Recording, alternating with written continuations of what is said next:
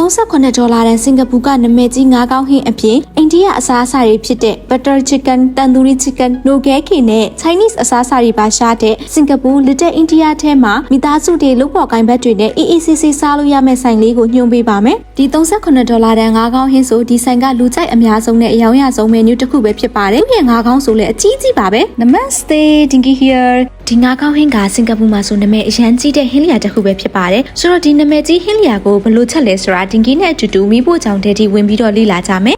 ။သူကငါးကောင်းကိုအစတည်းက ready လုပ်ထားပါတယ်။အရင်ဆုံးငါးကောင်းဟင်းထဲမှာပါတဲ့ရုံးပရိသီနဲ့ခရမ်းသီးကိုအရင်ကြော်ပါတယ်။ပြီးသွားရင်တော့ငါးကောင်းဟင်းအတွက်ပြင်ဆင်ထားတဲ့ဟင်းအနှစ်ထဲကိုအခုနကကြော်ထားတဲ့အသီးတွေကိုထည့်ပြီးတော့ဟင်းကိုတေးသေးချာချာလေးအရသာဝင်အောင်ချက်ပြီးသွားရင်တော့ဒင်ကီတို့စားမဲ့စင်ကာပူမှာဆိုအရန်နာမည်ကြီးတဲ့ငါးကောင်းဟင်းရပါပြီ။မှာတဲ့ခါကျရင်လည်းငါးကောင်းကိုစိုက်အသေးအကြီးမှလို့ရပါတယ်။ဒါကတော့တန်တူရီချစ်ကန်အတွက်ပြင်ဆင်နေရပဲဖြစ်ပါတယ်။တန်တူရီချစ်ကန်ကတော့အိန္ဒိယစတိုင်စက်သားကိုမဆလာနဲ့တစ်တစ်ချာချာကိုနှက်ထားတဲ့ချက်ကင်တစ်မျိုးပဲဖြစ်ပါတယ်။ဒင်ကီပါထားတာတော့တန်တူရီချစ်ကန်နဲ့တန်တူရီပနီးပဲဖြစ်ပါတယ်။ချက်ကင်နဲ့နိုခဲကင်ပါကင်းတဲ့ခါကျရင်လည်းမီးပြင်းပြင်းရှိတဲ့မီးဖို့အိုးထဲမှာဒီလိုမျိုးထည့်ပြီးတော့ကင်ရတာပါရသွားလို့မီးဖို့တဲကထုတ်လိုက်တဲ့အခါမှာချက်ကင်ရဲ့အနံကမှုေးနေတာပါပဲတန်တူရီချစ်ကန်ချက်ကင်ရဲ့အသားကအထဲမှာ6ကြီးမဟုတ်ပဲနဲ့အသားက juicy ဖြစ်ပြီးတော့အပေါ်မှာတော့ကျွတ်ကျွတ်လေးပုံစံမျိုးပါ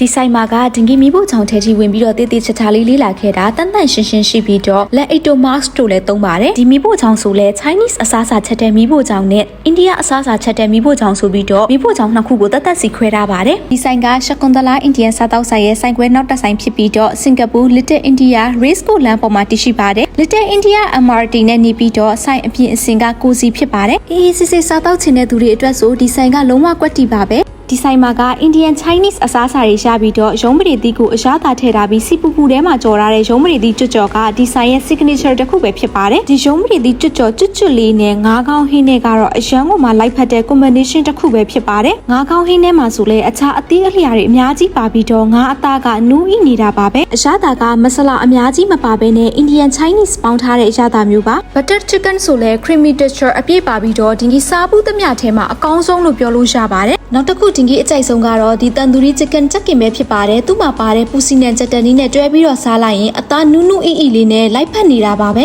ပစွန်ကားလစ်ကိုလည်းချက်ကင်မှာပါတဲ့ပူစီနဲ့ချက်တနီနဲ့ပဲတွဲပြီးတော့စားခဲ့ပါတယ်သူကကြားပစွန်နေသုံးတာဖြစ်ပြီးတော့ပိုရှင်ကလည်းများပါတယ်ဒီဆိုင်က Chinese တွေအကုန်လုံးက Chinese chef ချောချောလေးကိုယ်တိုင်ကချက်တာဖြစ်တဲ့အတွက် Chinese authentic အရသာအစစ်ကိုရရှိစေပါတယ်နောက်ပြီးဒီဆိုင်ခွဲမှာကရမဇန်ဥပုသ်လအတွက်ဖျားရှိခိုးခန်းမှာထားပေးထားပါတယ် office party တို့မွေးနေ့ပွဲတို့လည်းလက်ခံပြီးလုပ်ပေးတာမို့လို့အကယ်လို့ကိုကစင်ကာပူ Little India ထဲမှာ Indian Chinese fusion စားတောက်ဆိုင်ကောင်းကောင်းလေးရှာနေဆိုရင်တော့ Race Co လမ်းမှာရှိတဲ့ရှကွန်တလာ Indian စားတောက်ဆိုင်ကို highly recommend လုပ်ပါတယ်